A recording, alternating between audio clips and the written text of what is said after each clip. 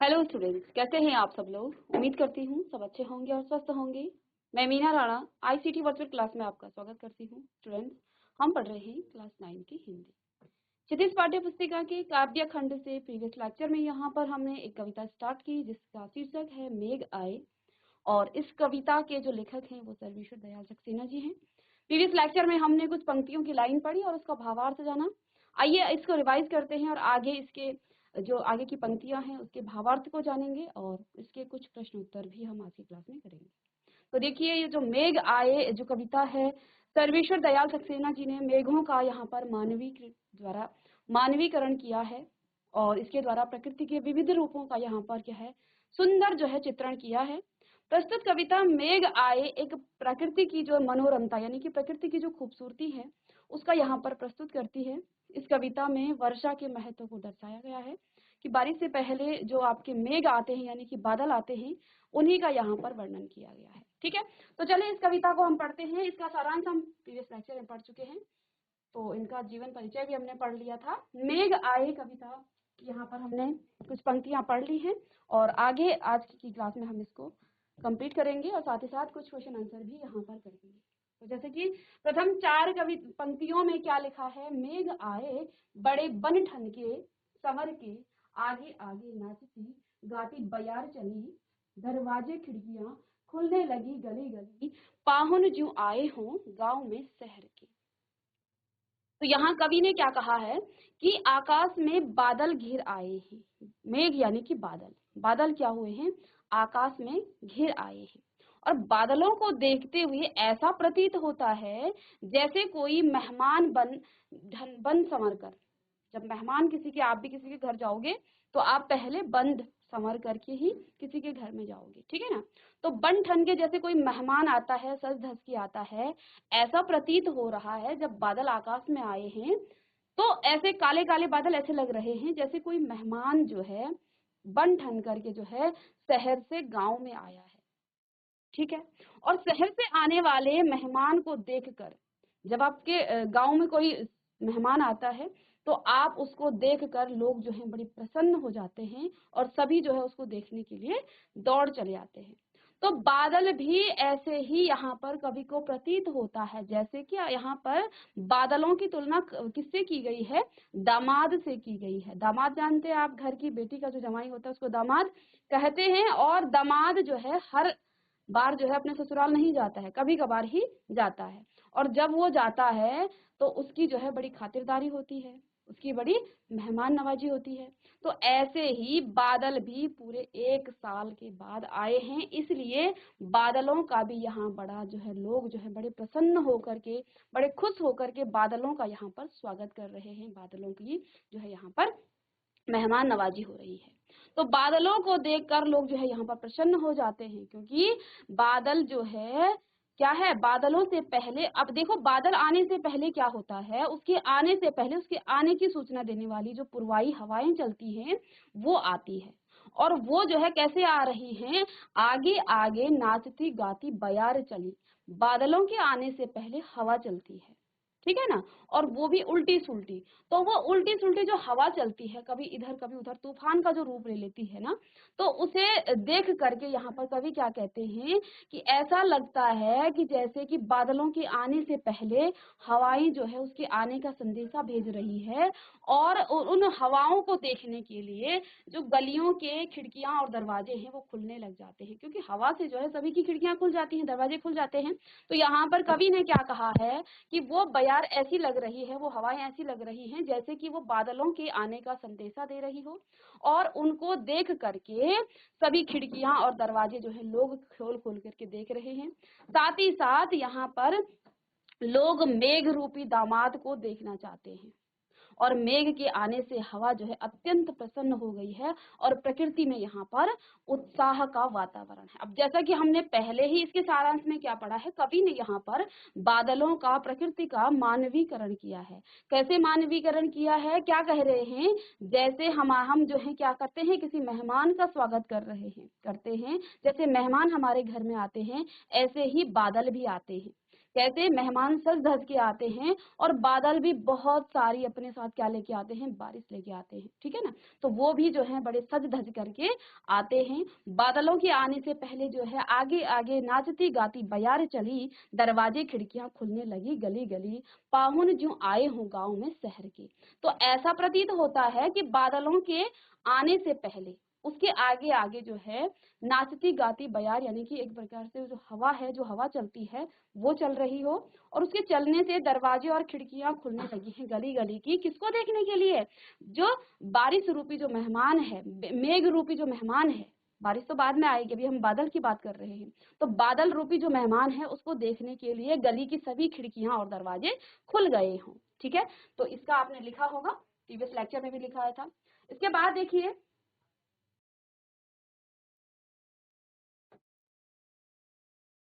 चलिए आगे की पंक्तियों में क्या कहा कि पेड़ झुक झांकने लगे, गर्दन उचकाए।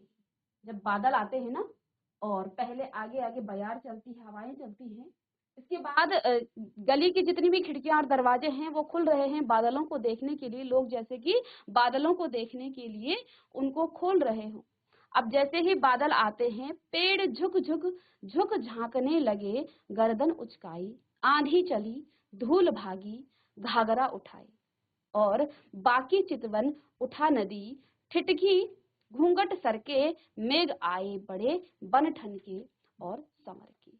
तो यहाँ कवि ने क्या कहा है, मेघ रूपी मेहमान जो है बादल के रूप में आते हैं, और मेहमान के आने पर जिस प्रकार लोग झुककर प्रणाम करते हैं। देखिए आपके घर में जब कोई मेहमान आता है तो आप उन्हें जो है झुक करके उनका स्वागत करते हैं, उनको प्रणाम करते हैं।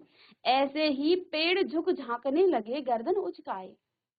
तो यहाँ पर क्या कहा गया है, जिस प्रकार से, क्योंकि मानवीकरण क्या कर रहे हैं यहाँ कवि, तो ऐसे ही क्या कह रहे हैं, जिस प्रकार से आपके घर में जब कोई मेहमान आता है और आप उनको झुक करके प्रणाम करते हैं और फिर गर्दन उचका करके उनका जो है आदर क्या करते हैं, झंकार देखते हैं, उनको जो है बड़ी आदर भाव से उनको जो है उनका स्वागत करते हैं। उसी तरह बादल के आने पर पेड़ हवा के बेग से क्या हो रहा है, झुके और डोलने लगे। ऐसा लगता है जो पेड़ जो है हवा से हिल रहे हैं। तो कवि यहाँ पर ये कल्पना कर रहे हैं कि जैसे हम जो है, हमारे घर में कोई मेहमान आता है और हम उसको झुक करके प्रणाम करते हैं और फिर जो है उसका स्वागत करते हैं कि आइए, बड़े आदर भाव से उसका स्वागत करते हैं। ऐसे ही पेड़ जब, क्योंकि हवा से पेड़ भी क्या होते हैं, झुकने लग जाते हैं। तो ऐसा ही लग रहा है जैसे कि पेड़ जो है उन बादलों का स्वागत कर रहे हैं, और जो है वो हवा के बेग से, क्योंकि जब हिलते हैं तो वो जो है ऐसा लग रहा है कि प्रसन्न होकर वो डोलने लगे हैं, प्रसन्न हो रहे हैं। ऐसा लगता है जैसे कि अपनी जिज्ञासा शांत करने के लिए कुछ ग्रामीण अतिथि को देख रहे हैं। धीरे धीरे हवा आंधी में बदल गई। अब पहले हवा चली, फिर आंधी आती है उल्टी सुल्टी, और फिर जो है बादल पूरे आसमान में छा जाते हैं और धूल उड़ने लगी। और धूल का जो गुबार है उसको देखकर ऐसा लगता है, जो धूल का गुबार है, ऐसा प्रतीत होता है जैसे कोई ग्राम की युवती, गांव की युवती किसी अनजान व्यक्ति को देखकर अपना लहंगा समेटकर भागी चली जा रही हो। बादलों का घिरना नदी के लिए भी अच्छा समाचार है, और वह भी क्या कर रही है, रुक करके उसे देखने लगी है, उसको देखना चाहती है। कहने का यहाँ कवि का क्या तात्पर्य है कि जिस पर शहर के मेहमान जो है क्या कर रहे हैं, जिस बादल को जो है वो सज, कहने का यहाँ पर कवि का अर्थ क्या है कि जिस पर शहर के मेहमान गौण में सज धज कर संवर कर आते हैं, ठीक उसी प्रकार, जिस प्रकार से जो है लोग जो हैं, आप देखिए बादल भी सज संवर के आए हैं, आपके घर में मेहमान आएगा तो आप भी थोड़ा सा सज संवर लेंगे। तो उसी प्रकार मेघ भी मानो बन ठन करके जो है अतिथि के रूप में आए हैं, ठीक है। तो यहाँ पर इन पंक्तियों का भी हमने अर्थ लिखा था। चलिए इसके बाद थर्ड यहाँ पर हमने पंक्तियां पढ़ी थी। बूढ़े पीपल ने आगे बढ़कर जुहार की, बरस बाद सुधी लीन्ही, बोले अगुलाई लता ओट हो किवाड़ की, हर साया ताल लाया, पानी परात भर के, मेघ आए बड़े बन ठन के समर की। अब यहाँ कवि ने क्या कहा है, जिस प्रकार से मेहमान के आने पर घर के बड़े और बुजुर्ग उनका स्वागत करते हैं। जब आपके घर में कोई मेहमान आता है तो सबसे पहले बच्चे नहीं, बड़े जाते हैं उनका स्वागत करने के लिए, उनका अभिनंदन करने के लिए। तथा घर की जो बहुएं हैं वो किवाड़ या दरवाजे की ओट में से उनके स्नेह भरे जो है उनको देखते हैं और उनका स्वागत करती हैं। उसी प्रकार मेघों के मेहमान के रूप में आने पर बूढ़े पीपल का पेड़ देखा है, बहुत बड़ा, ठीक है। और वो जो है यहाँ पर कवि ने उन्हें क्या कहा है, बूढ़े पीपल ने अभिवादन किया। हवा के झोंकों से लता लहरा रही है, मानो मेघ से जो है शिकायत कर रही हो कि आप जो है बहुत दिनों के बाद आए हैं। अब आपके घर में बहुत दिनों के बाद कोई मेहमान आ गया, जैसे यहाँ पर दामाद से जो है मेघों की तुलना की गई है, जिस प्रकार से दामाद 1 वर्ष बाद या बहुत दिनों के बाद जो है अपने ससुराल जाता है और वहां पर उसका जो है बड़ा उसका क्या होता है, उसका बड़ा स्वागत किया जाता है, उसकी जो है बड़ी खातिरदारी होती है। ऐसे ही फिर उससे ये भी पूछा जाता है कि आप जो है बड़े दिनों के बाद आए हो। तो ऐसे लगता है जैसे जो हवाएं हैं, हवा से जो है पत्तियां हिल रही हैं, हवा के झोंकों से लता जो है लहरा रही है, मानो मेघों से, वो बादलों से शिकायत कर रही हो कि आप बहुत दिनों के बाद आए हो, ठीक है। और जो छोटे छोटे तालाब हैं, छोटे छोटे पोखर हैं और तालाब हैं, वे जो हैं खुशी से हर्ष से झूम रहे हैं, मानो मेहमान के स्वागत के लिए परात भर के पानी लाया हो। मेघों के आने पर प्रकृति में जो है हर्ष एवं आनंद है। तो जहाँ हर्ष आया, ताल लाया पानी परात के, यानी कि खुश होकर जो छोटे पोखर और तालाब हैं, ऐसा प्रतीत हो रहा है जैसे परात भर के वो पानी लाया है उनके पाँव को धोने के लिए, उनके चरणों को धोने के लिए। जिस प्रकार से, जैसे कि मैंने आपको प्रीवियस लेक्चर में बताया कि जब सुदामा जी जो हैं श्री कृष्ण के भवन में जाते हैं, द्वारिकाधीश के पास जाते हैं, तो वहां पर भगवान श्री कृष्ण जो है उनके पाँव को जो है परात में पानी लेकर के उनके पाँव को धोते हैं, उनका स्वागत करते हैं। तो ऐसा ही यहाँ पर कवि भी कहते हैं कि जो तालाब और पोखर हैं वो जैसे कि बड़े खुश होकर के मेहमानों के स्वागत के लिए वो परात भर के पानी लाया हो। किस लिए? ताकि उनके चरणों को हम, उनके पैरों को हम धो सके, ठीक है ना। तो यहाँ पर इसी का वर्णन किया गया है, ठीक है। तो इन पंक्तियों की आप व्याख्या लिख लेंगे, ठीक है। चलिए,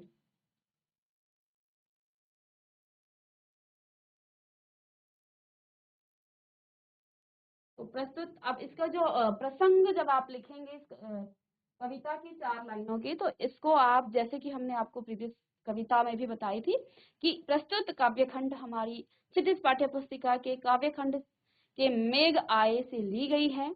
इसके जो लेखक हैं कवि सर्वेश्वर दयाल सक्सेना जी हैं। यहाँ पर कवि ने प्रकृति का मानवीकरण किया है और जब मेघ आते हैं तो किस प्रकार से उसका स्वागत कर रहा है बूढ़ा जो पीपल है। साथ ही साथ यहाँ पर तालाब और जो पोखर हैं वे भी जो है इसका, किसका, मेघों का, बादलों का स्वागत कर रहे हैं। बूढ़े पीपल ने आगे बढ़कर जुहार की, यानी कि स्वागत किया किसका, उन बादलों का। इसके बाद बरस बाद सुधी लीनी, और जो लताएं हैं वो ऐसे हिल रही हैं मानो वो ये कह रही हैं कि आप जो है बड़े बरसों बाद आए हैं, बड़े दिनों बाद आए हैं और आपने जो है बड़ी बरस बाद सुधी लीनी। बोली अकुलाई लता ओट हो किवाड़ की, और जो बहुएं हैं वो जो है कहाँ पर, दरवाजे पर खड़ी होकर उन मेहमानों का जैसे कि बड़ी जो है सुंदरता से, बड़े जो है आनंद से उनका क्या कर रहे हैं, स्वागत कर रहे हैं।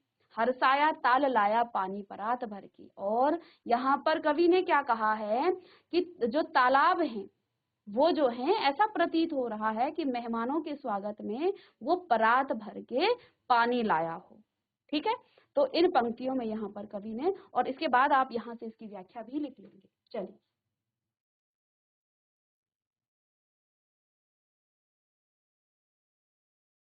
इसके बाद देखिए इस कविता की लास्ट लाइनें हैं।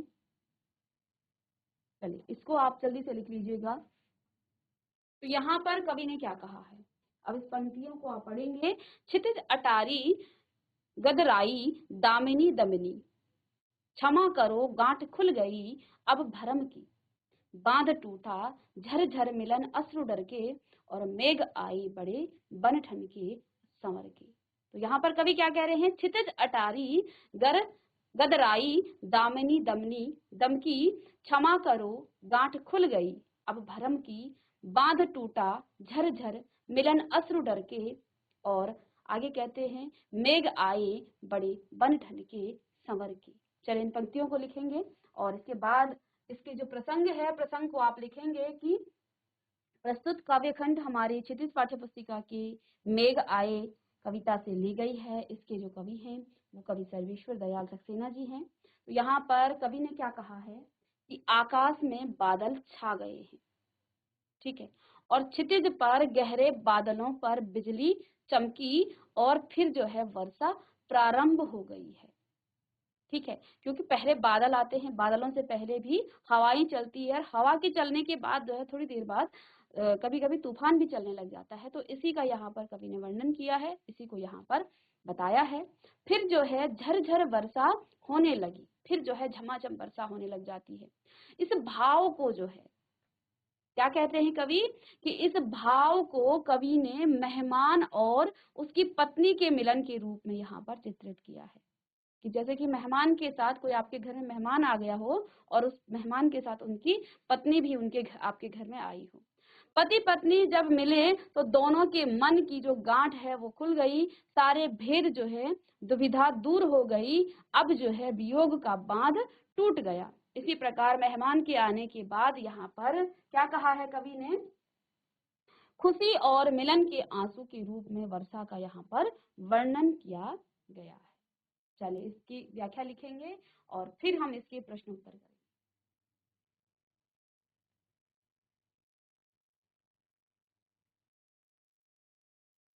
तो देखिए आकाश में बादल छा गए हैं, ठीक है, और क्षितिज पर पूरे गहरे बादल पर जो है बिजली चमक गई है। तो इसका यहाँ पर मानवीकरण किस प्रकार से किया है कवि ने कि जैसे कि मेहमान के साथ उसकी पत्नी भी आई हो, ठीक है, और यहाँ पर जब दोनों का मिलन के रूप में यहाँ पर चित्रित किया है, पति पत्नी में जब जो है जब आपस में मिले, दोनों में बातचीत होने लग गई, मन की जो है गांठ जो है खुल गई। तो यहाँ पर इसी का कवि ने वर्णन किया है कि मेहमान के आने के बाद खुशी और मिलन के आंसू के रूप में वर्षा का जो है वर्णन यहाँ पर किया गया है। अब इस कविता के हम प्रश्न उत्तर देखेंगे, ठीक है। चलिए इसमें पहला प्रश्न आपका देखिए क्या लिखा था। पहला प्रश्न है बादलों के आने पर प्रकृति में जिन गतिशील क्रियाओं का कवि ने चित्रण किया है उसको आप लिखेंगे, ठीक है ना। मेहमान जो बादलों के आने पर प्रकृति के जिन गतिशील जो है क्रियाओं का यहाँ पर चित्रण किया गया है उसको आपने लिखना है, ठीक है। तो वो हमने कविता में आपको बता दिया है, ठीक है। अब आप पूरी कविता को पढ़ेंगे और वहां से देखेंगे पहला प्रश्न, वहां से आपको क्या करना है, प्रश्न में पूरी कविता के भावार्थ को देखेंगे और फिर आप देखेंगे प्रकृति की किन गतिशील क्रियाओं का यहाँ पर चित्रण किया गया है उसको आप स्वयं लिखेंगे। नहीं आता है नेक्स्ट क्लास में हम इसको करेंगे, ठीक है ना। तो इसलिए पहला प्रश्न आपका स्किप हुआ है। दूसरे प्रश्न में आपको क्या दिया है, निम्नलिखित किसके प्रतीक है। यहाँ पर कुछ शब्द दिए थे, धूल पेड़ नदी लता और ताल, उनका यहाँ पर मानवीकरण किया गया है। वो भी आप कविता के जो हमने भावार्थ बताया है कविता को पढ़ करके दो प्रश्न आप स्वयं कर लेंगे, क्योंकि यहाँ पर आप पहले एक बार उसके भावार्थ को देखेंगे, साथ ही साथ उसके बाद आप कविता के उन यानी कि जो आपको धूल लता ये किसके प्रतीक यहाँ पर कवि ने बताए हैं उनके अनुसार आप उनका उत्तर भी लिख लेंगे, ठीक है। चलिए नहीं आता है नेक्स्ट सेशन में हम इसको करेंगे। अब प्रश्न नंबर 3 है, लता ने बादल रूपी मेहमान को किस तरह देखा और क्यों। प्रश्न नंबर 3 क्या है, लिख लीजिएगा कि लता ने बादल रूपी मेहमान को किस तरह देखा और क्यों देखा। चलिए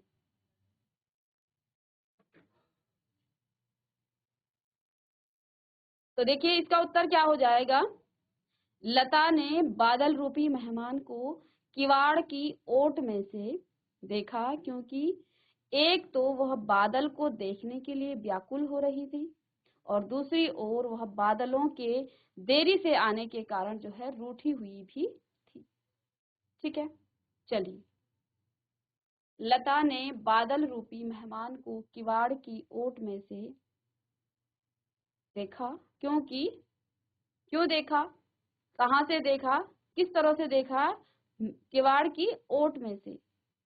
और क्यों देखा, क्योंकि एक तो वो बादल को देखने के लिए बड़ी व्याकुल हो रही थी, दूसरी ओर वह बादल के देरी आने से, यानी कि बादल देर में आए इसलिए वो क्या थी, रूठी हुई थी। ठीक है, चलिए लिख लीजिए इस प्रश्न का उत्तर।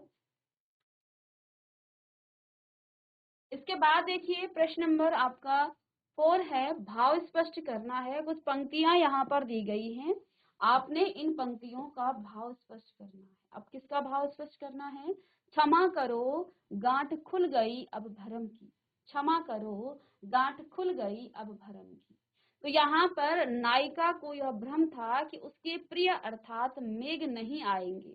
तो देखिए लास्ट लाइन में यहाँ पर क्या कहा है कि मेहमान रूपी जो आपके कोई मेहमान है और साथ में उनकी पत्नी भी आई है ना। तो यहाँ पर कवि ने क्या कहा है, देखिए भाव जो है, भाव इसका आप, हर बच्चा इसका भाव अलग लिख सकता है। अब डिपेंड करता है कि वो कवि के भाव को किस तरह से समझ रहा है। तो यहाँ पर देखिए नायिका को यह भ्रम था कि उसके प्रिय अर्थात मेघ नहीं आएंगे, परंतु बादल रूपी नायक के आने से उसकी जो सारी शंकाएं हैं, जो उसके मन में जो दुविधाएं हैं वो मिट जाती हैं कि बादल आ गए हैं, अब जो है उसके नायक जो कि क्या है वो आ जाएंगे। और वह क्षमा याचना करने लगी है, क्षमा करो गांठ खुल गई अब भरम की। तो यहाँ पर नायिका को यह भ्रम था, क्या भाव है इसका, कि नायिका को यह भ्रम था कि उसके प्रिय अर्थात मेघ नहीं आएंगे, परंतु बादल रूपी नायक के आने से उसकी जो सारी शंकाएं हैं वो जो है मिट गई और वह जो है अब क्षमा याचना करने लगी है।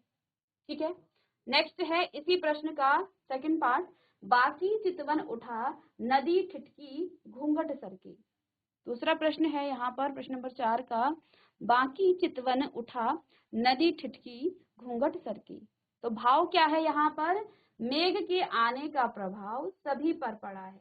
नदी जो है ठिठक करके जब ऊपर देखने की चेष्टा करती है तो उसका जो है घूंघट सरक जाता है और वह तिरछी नजर से जो है आए हुए आगंतुक यानी कि जो मेघ हैं को देखने लगी है।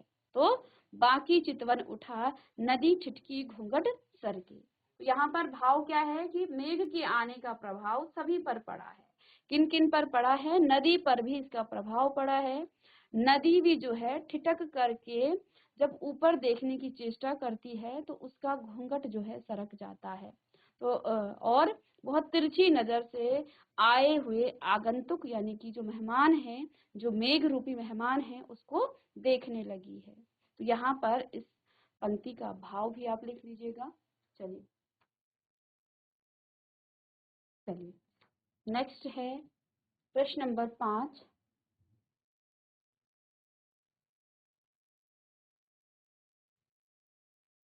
मेघ रूपी मेहमान के आने से वातावरण में क्या परिवर्तन हुए।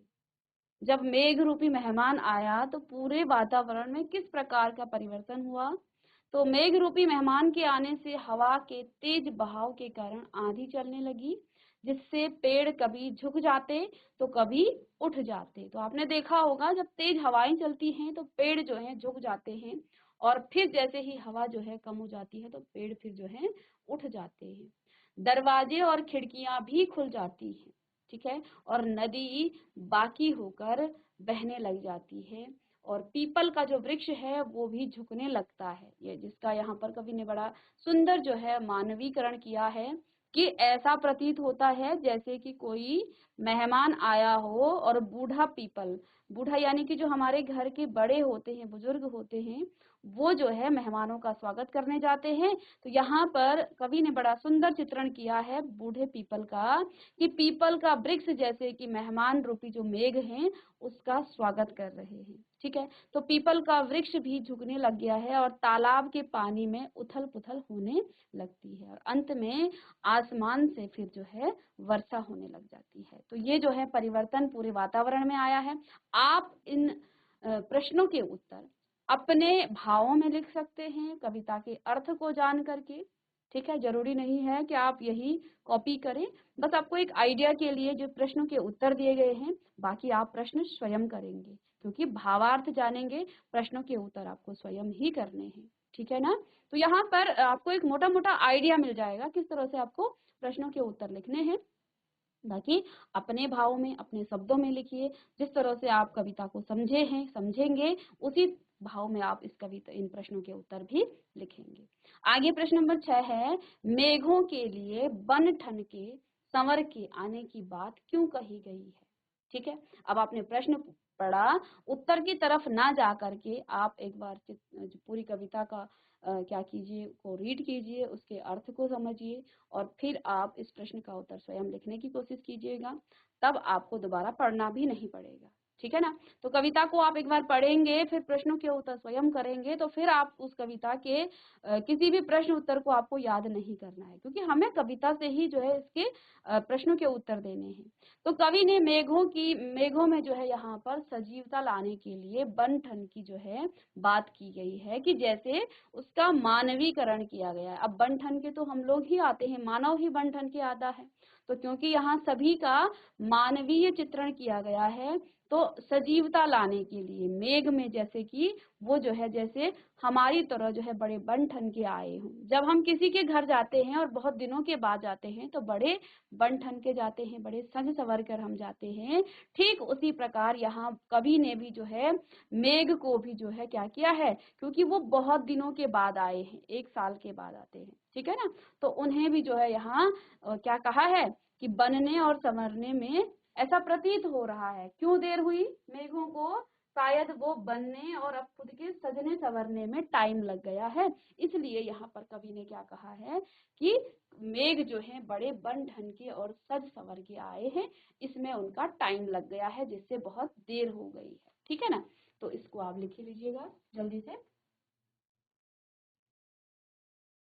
चलिए, अब यहाँ पर देखिए, जैसा कि हमने शुरुआत में ही सारांश में क्या पढ़ा था कि कविता में जो है मानवीकरण और रूपक अलंकार के उदाहरण आपको खोज कर लिखने हैं। ठीक है, आपको क्या करना है, मानवीकरण और रूपक अलंकार के यहाँ पर आपको उदाहरण क्या करने हैं, खोजने हैं और बताने हैं। तो यहाँ पर देखिए, मानवीकरण अलंकार किस किस में है, मेघ आए बड़े बन ठन के संवर के। तो यहाँ पर कवि ने क्या कहा था कि मेघ जो है कैसे आए हैं, बड़े बन ठन के आते हैं। क्या ऐसा होता है? नहीं, इसका मानवीकरण किया गया है। अब नाचती गाती बयार चली, जो हवा चलती है क्या वो नाचते गाते आती है? इसका भी मानवीकरण किया गया है, इसको भी मानवों की तरह बताया गया है। पेड़ झुककर झांकने लगे, क्या पेड़ कभी झांकते हैं? इसका भी यहाँ पर मानवीकरण किया गया है, तो इसमें भी मानवीकरण अलंकार है। धूल भागी घाघरा उठाई, धूल ऐसे भाग रही है जैसे कि किसी मेहमान को देख करके गांव की जो कोई महिला है वो जो है अपना घाघरा उठा करके जा रही है, इसका भी यहाँ पर मानवीकरण किया गया है। बाकी चितवन उठा नदी ठिठकी, ये भी मानवीकरण। बूढ़ा पीपल ने जुहार लगाई, इसका भी मानवीकरण हुआ है। बोली अकुलाई लता, ये भी आपका मानवीकरण हुआ है, इसमें मानवीकरण अलंकार है। हर्षाया ताल लाया पानी परात भर के, ये भी मानवीकरण किया गया है। ठीक है ना? और ये आपका सभी जो है मानवीकरण में आते हैं। इसके अलावा देखिए, रूपक अलंकार में क्या है, क्षितिज अटारी गहराई और दामिनी दमकी, तो ये आपका रूपक अलंकार के अंदर आ जाएगा। ठीक है ना? तो इनको आप लिख लीजिएगा। इसके अलावा यहाँ पर कुछ और प्रश्न हैं, इनको हम नेक्स्ट क्लास में देखेंगे, और साथ ही साथ जो प्रश्न आपको ने नहीं किए हैं, प्रश्न नंबर 1 और 2, उसको आप कर लेंगे, क्योंकि कविता से आपको इसका प्रश्न का उत्तर करना है, और आगे के प्रश्नों के उत्तर को भी आप कविता के भावार्थ से ही करने की कोशिश कीजिएगा, नहीं तो हम नेक्स्ट क्लास में इसके उत्तर भी आपको यहाँ पर डिस्कस करेंगे। तो मिलते हैं नेक्स्ट लेक्चर में, तब तक के लिए thank you and have a nice day.